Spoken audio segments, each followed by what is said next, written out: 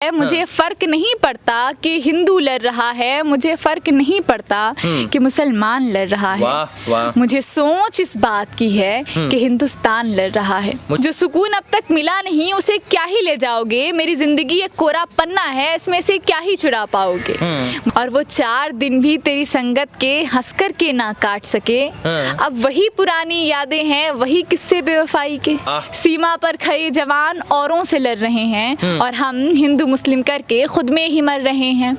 वो खड़े हैं वहाँ हमें गैरों से बचाने को और अंदर आपस में अपने ही अपनों से लड़ रहे हैं। उसने कहा वो मेरा अपना है, मुझे लगा ये सब एक सपना है, पर रात जब सोई तो ये ख्वाब आया। यूं जो आए हो वापस तो क्या ही कहें, यूं जो आए हो वापस तो क्या ही कहें, वो तकलीफ अब फिर से हम क्यों ही सहें। दर्द जो दिए थे तुमने जो मैंने सहे, थे हम भी कभी मोम अब पत्थर बन गए। इस बार थोड़ी देर लगेगी, इस बार थोड़ा ज्यादा मुश्किल है, इस बार थोड़ी देर लगेगी, इस बार थोड़ा ज्यादा मुश्किल है। इस दिल को मनाया है अपने लिए, टुकड़ा टुकड़ा सजाया है अपने लिए। कैसे सौंप दूं तुम्हें फिर से इसे, कैसे सौंप दूं तुम्हें फिर से इसे। ये इस दिल से जो पूछा तो ये राजी नहीं है, ये हाल है मेरा कोई माजी नहीं है। इस दिल से जो पूछा तो ये राजी नहीं है, ये हाल है मेरा कोई माजी नहीं है। और इसमें मेरे अलावा किसी के लिए जगह खाली नहीं। इसमें मेरे अलावा किसी के लिए जगह खाली नहीं है। वाह वाह। इस वक्त हमारे साथ बिहार की बिटिया यूसरा फातिमा रूसी है, जो सोशल मीडिया पर चर्चा का विषय बनी हुई है और इनका जो शायरी है वो बहुत बार देखा गया है, मिलियन व्यूज आ रहे हैं। और यूसरा फातिमा ने अभी हमको एक जो है शायरी सुनाया। मैं जानना चाहता हूँ यूसरा फातिमा, ये सब लिखने का मकसद क्या है? मेरे लिखने का एक ही मकसद होता है कि मैं अपनी आवाज़ को, जब मैं बचपन से यही सोचती आई हूँ कि आखिर जो बात जो दब जाती है उसे कौन उठाएगा। मुझे जो बात खटकती है मैं उसे लिखती हूँ। और ऐसा मैं मानती हूँ जब हम किसी इंसान से बहुत करीब होते हैं, जो हमारे अपनों से बहुत ज़्यादा करीब होते हैं, फिर जब हम उनसे हमें कोई तकलीफ़ होती है ना, तो उस वक्त जो हम महसूस करते हैं उसे लिख पाना या बता पाना बहुत मुश्किल होता है।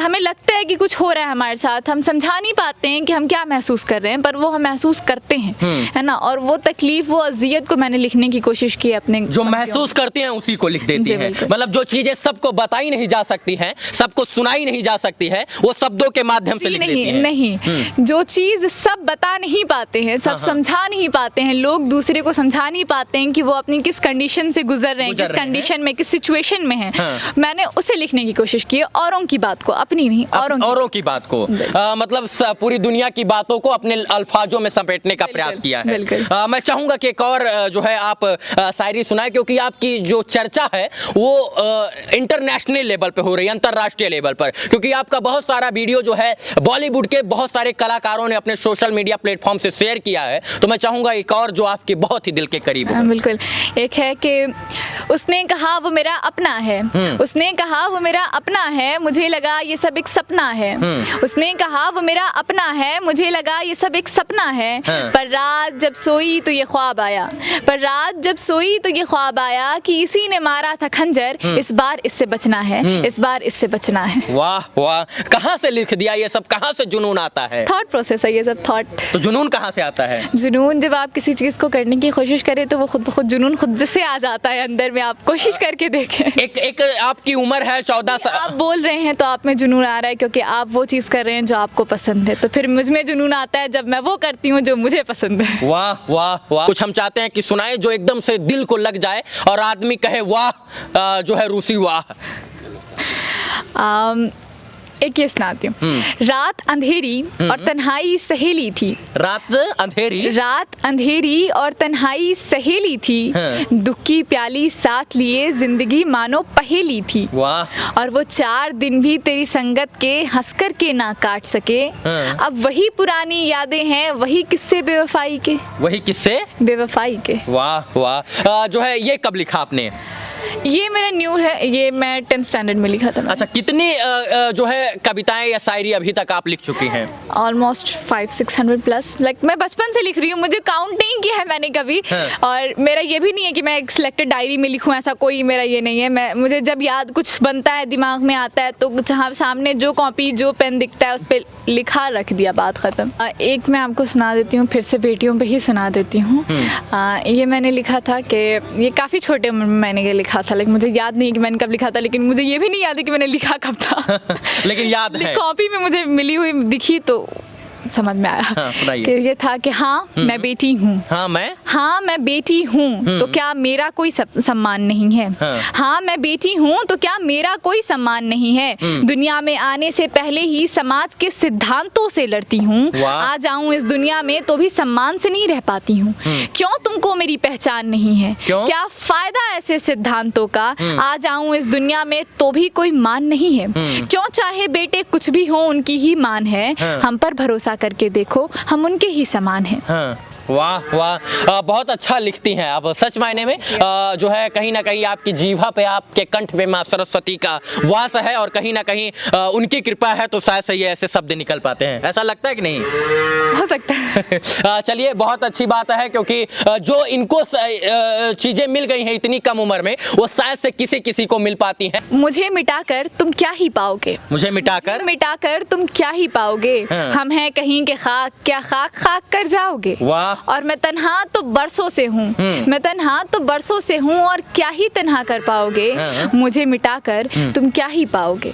जो सुकून अब तक मिला नहीं, उसे क्या ही ले जाओगे? मेरी जिंदगी एक कोरा पन्ना है, इसमें से क्या ही छुड़ा पाओगे? मुझे मिटाकर तुम क्या ही पाओगे? मैं ताबीर हर अंधेरे ख्वाब की, मैं हकीकत एक जिंदा लाश की।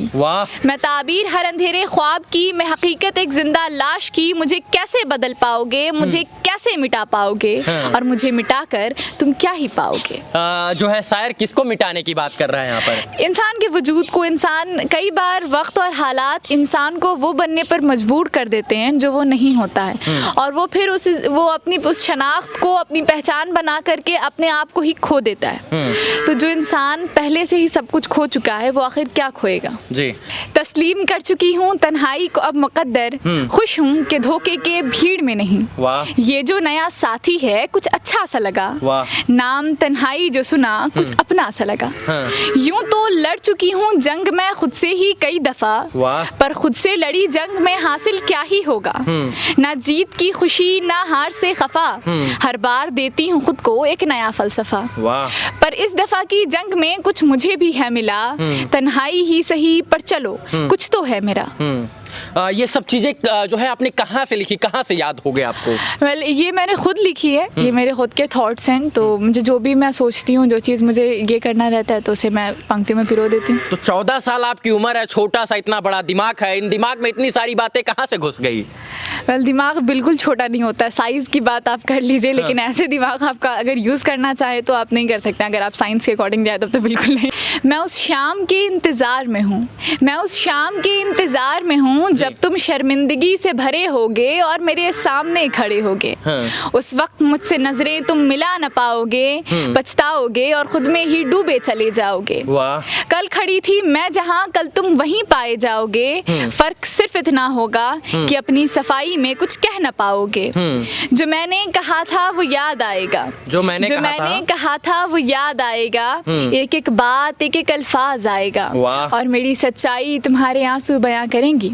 मेरी सच्चाई तुम्हारे आंसू बयां करेंगे। मैं मुस्कुराऊंगी और तुम रोते चले जाओगे। मैं मुस्कुराऊंगी और तुम रोते चले जाओगे। मैं मुस्कुराऊंगी और तुम रोते चले जाओगे। देखिए, ये बहुत सारी बातें हैं, और इन बातों के अगर ऊपर जिक्र किया जाए ना, तो इसमें से जो निष्कर्ष निकल कर आएगा वो जीवन जीने की कला बताएगा, और आपका जीवन भी परिवर्तित हो सकता है अगर इन सब बातों को आप सीरियस लीजिएगा। तो इसको महज शायरी मत समझिए, शायरी अगर समझेंगे तो इसको सुनकर लोग उड़ा देंगे। हर शायरी अपने आप में कुछ ना कुछ कहती है।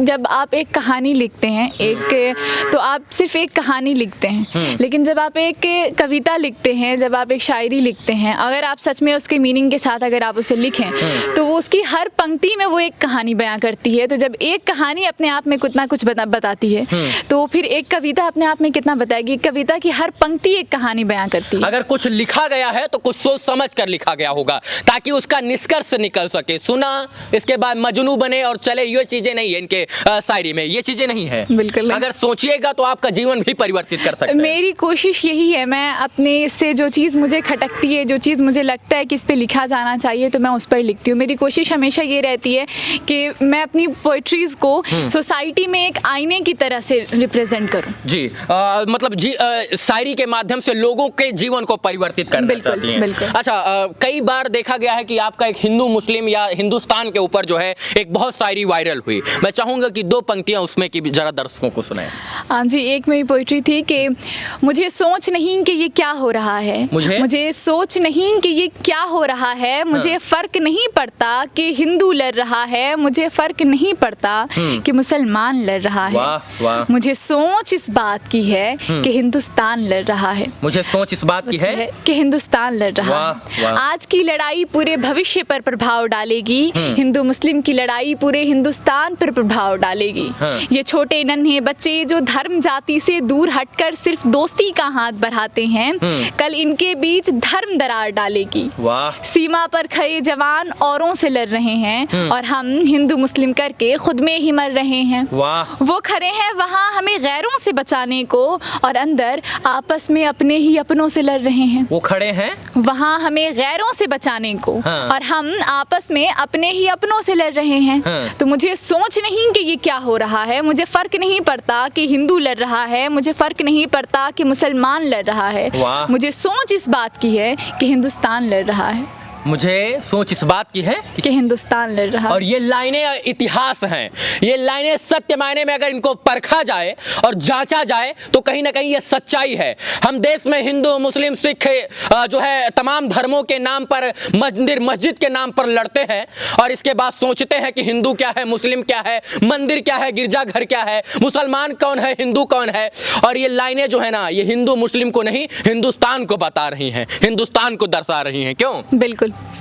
जो बॉर्डर पर लोग खड़े होते हैं उनको ये नहीं पता होता है कि जो है हम हिंदू हैं या मुसलमान हैं।